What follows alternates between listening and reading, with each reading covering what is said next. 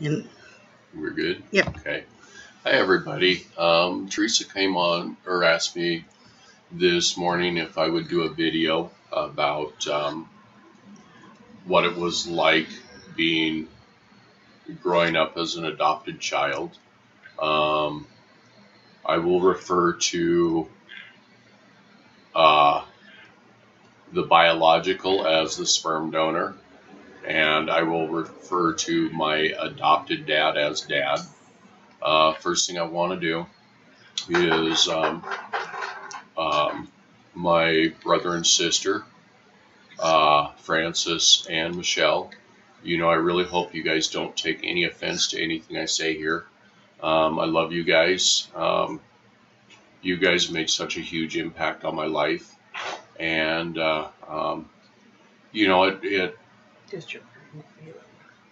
this is just my personal feelings, not involved you guys.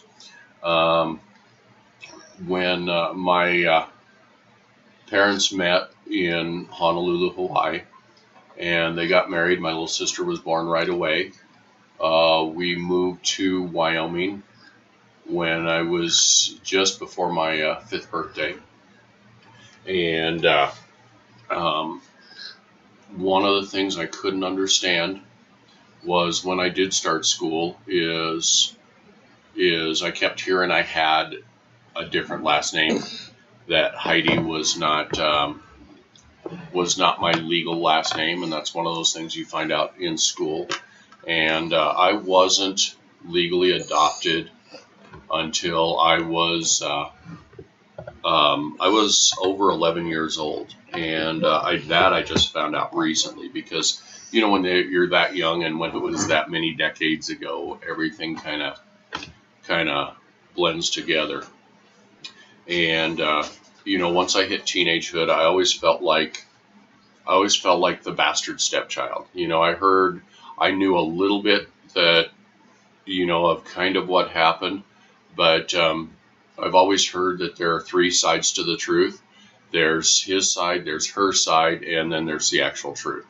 So you never know. I don't know what happened. At this point in time, I really don't care what happened. But growing up as a teenager, I always felt like the bastard stepchild. I always felt like that at least the 2 older sisters, that they were taken care of. They got whatever they want, and I just kind of got the leftovers, the hand-me-downs, and all of that stuff. Dad worked out of town a lot. He was a pipe fitter at the time, and he worked. There were times where we wouldn't see him for a month or 2. He'd come home on the weekend, and honestly, I always dreaded him coming home because, we had a routine, and he'd come home and he'd be a real dick, at least toward me. And then when he came home, he was too busy helping other people, with their, putting in water heaters or whatever. And, I've never felt that warm, gooey feeling toward Dad, like I always felt like I should. The one person on the Heidi side that this lady was just absolutely the only person I love more than Grandma Heidi is Teresa. And Grandma Heidi was always so incredible. We first time I ever met her is when we came to Wyoming, and of all people, she always made me feel like I was hers. And she made no bones about it. I was always her favorite grandchild, and we tried shooting this video a little bit ago, and I kind of lost it. When that first summer we were here, we made a trip up to the Snowy Range and had a big barbecue and everything, and I've seen pictures of it. And Grandma's favorite story was that, and this was in the summer. Grandma's favorite story is that I would make snowballs because there were a lot of snowdrifts up in the Snowy Range in July. I'd make snowballs, and I'd come up to her, and say, "Grandma, my hands are so cold," and she'd grab my hands and she'd warm them up. And with old people have a tendency to go rehash old stories time and time again, and that is the only story I never got tired of hearing. Never got tired of hearing it either. And Grandma died about 4 years ago, and she was on the hospital bed, and she was. Everybody thought she was out of it, and that last week she was alive. I went up to the hospital every night after work and sat with her and watched her go downhill. And just before she died, I was holding her hand, and I told her, "Grandma, my hands aren't cold anymore. You can go."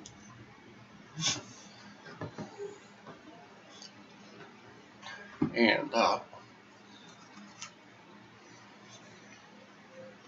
hope everybody has an incredible lady in their life like her, But of all the people on that side of the family, she is the only one that I never felt like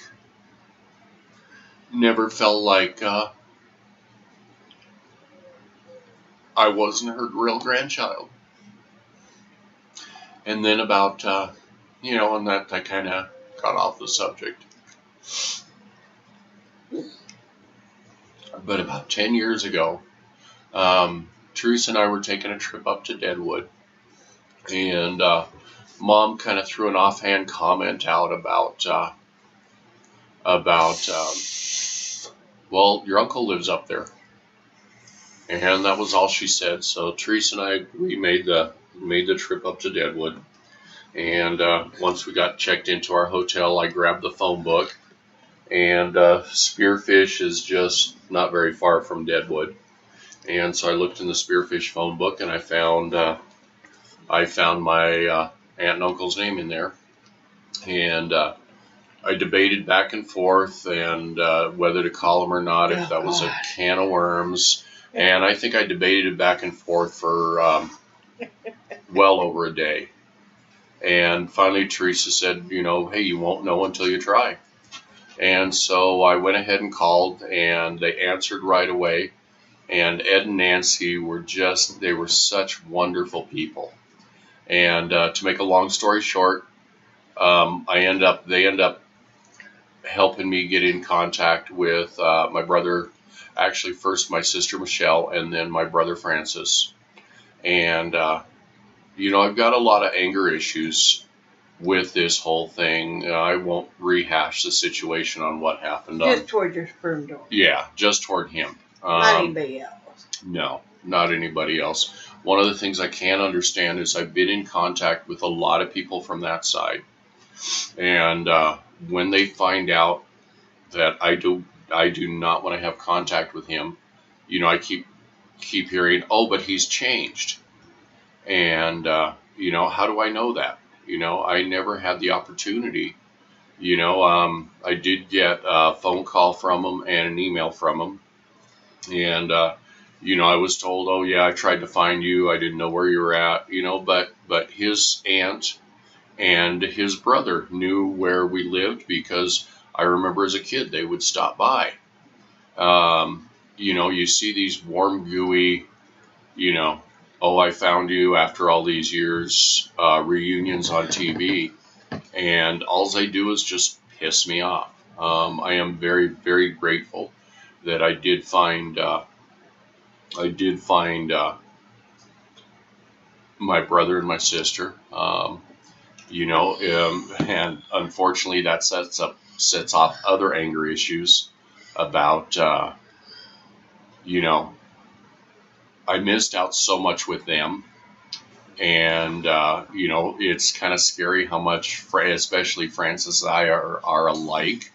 I will admit though that mechanically he is a much, much better mechanic than I ever dreamed to be. But also I'm a lot prettier than him, But it's just, you see all these reunion shows on TV about adopted people with their adopted family, and I have never ever had any desire to meet him. You wonder why all these questions. Why was it okay for him to keep them, but not to keep me? Was I that bad? And then if Dad adopted me, why was I treated like the bastard stepchild? I remember a lot of times, and Teresa finally talked some sense into me, but I would call him to see if he wanted to go fishing or hunting or stuff, and he'd always tell me he was way too busy.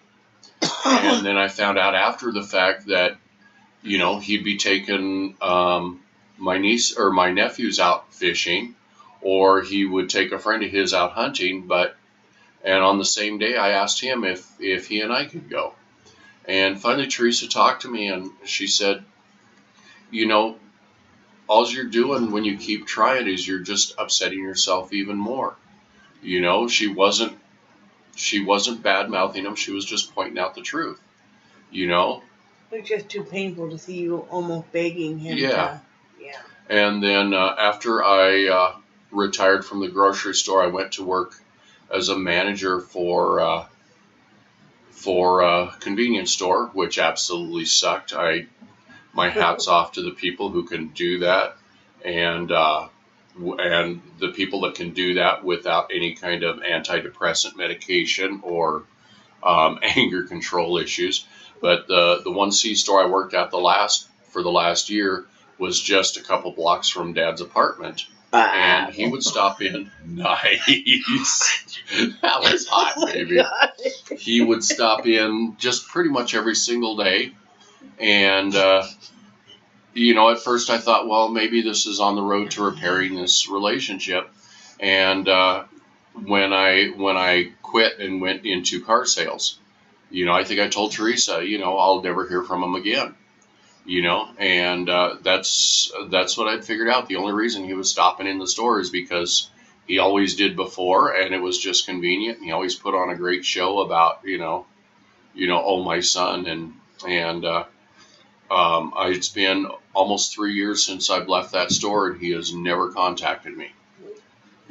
And he's not doing well right now, and I got a Facebook invitation from one of my sisters about a birthday party, and she's going on about how it might be his last and everything. And I guess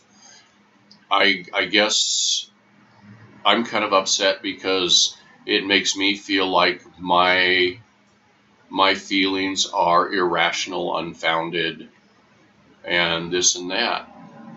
But, it's something I can't get over,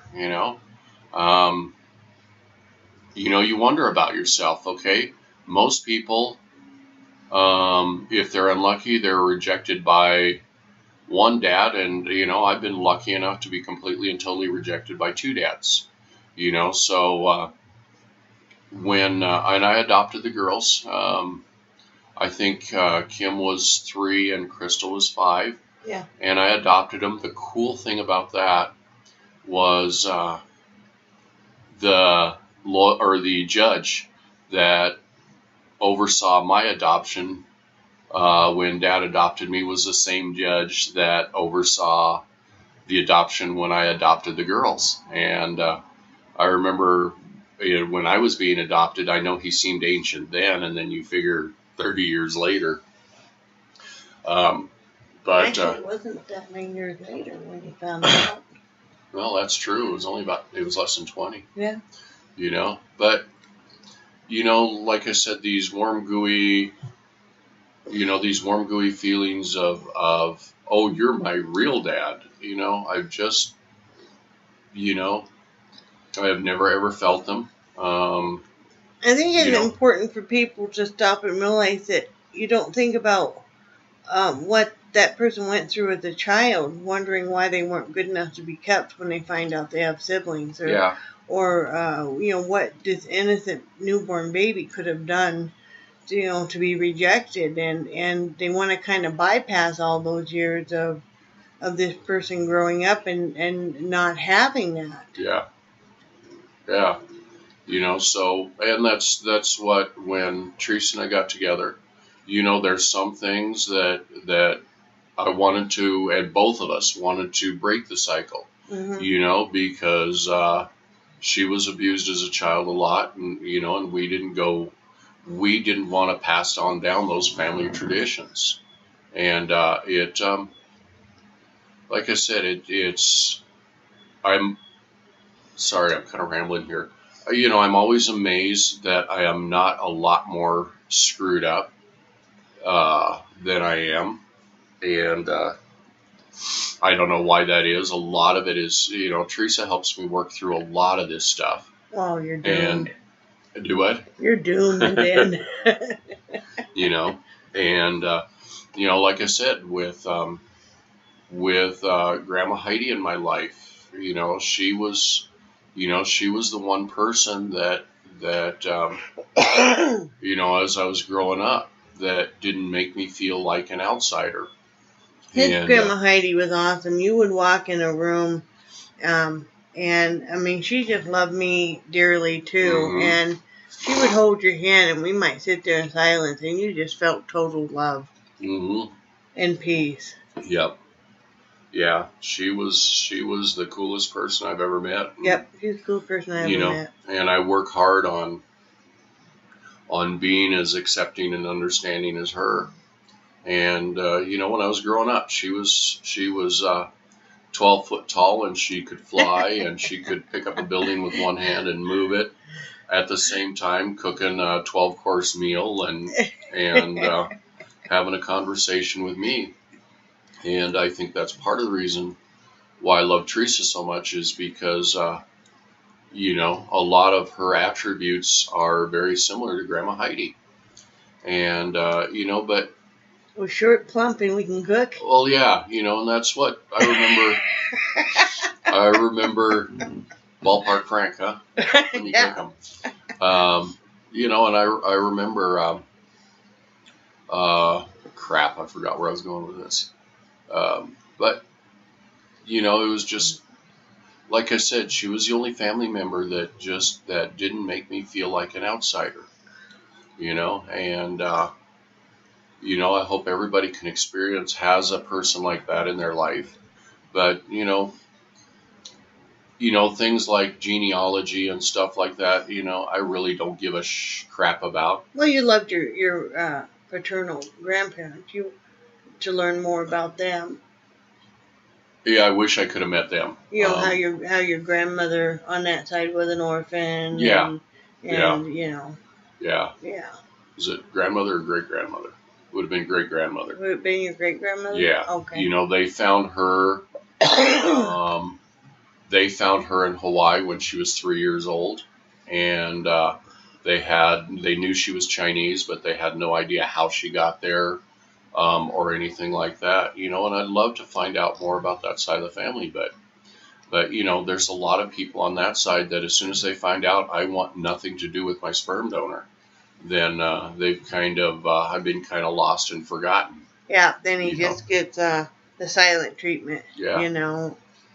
So, and that's a lot of the reason why I so appreciate Francis and Michelle, because we've had conversations about that, and especially more so with Francis, and I think to the best of their ability, they understand where I come from, and, and they don't judge me for that, which is just... They respect you for how you feel, and you respect them for how they feel. Exactly. And it's great that they have a good relationship with him. Yeah. And I don't,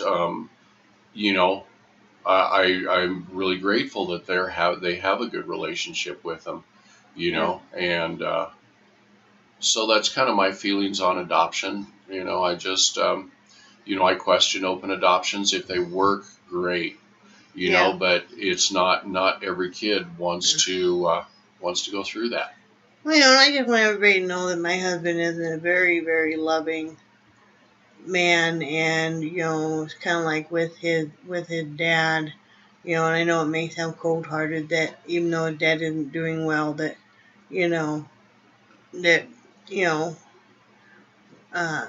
Brad doesn't have any real strong. I mean, he's sad about it, but no strong reaction. Brad helped take care of his dad when his dad had open heart surgery, and we used to help him out when things were tight. And I mean, we really really tried, and Brad always tried so hard and stuff. And it was just enough is enough when you're just kind of beating your head against the wall. You've got to step away to save yourself. Mm-hmm. But it isn't that he's a cold-hearted person at all. If anything, he is very, very loving, and but he's human and stuff gets to his heart too. Mm-hmm. I mean, yep. So I just, I wanted him to talk. It's good for him to talk about it, and okay. I know other people out there that have been adopted, whether it's by one parent or a full adoption, have the same feelings or Mm-hmm. similar. Mm-hmm. So. Yep. Okay, bacon. Okay, Brad wants bacon now. Him wants his bacon, so we have to go. So I hope you all have a good day. I will talk to you later. Bye.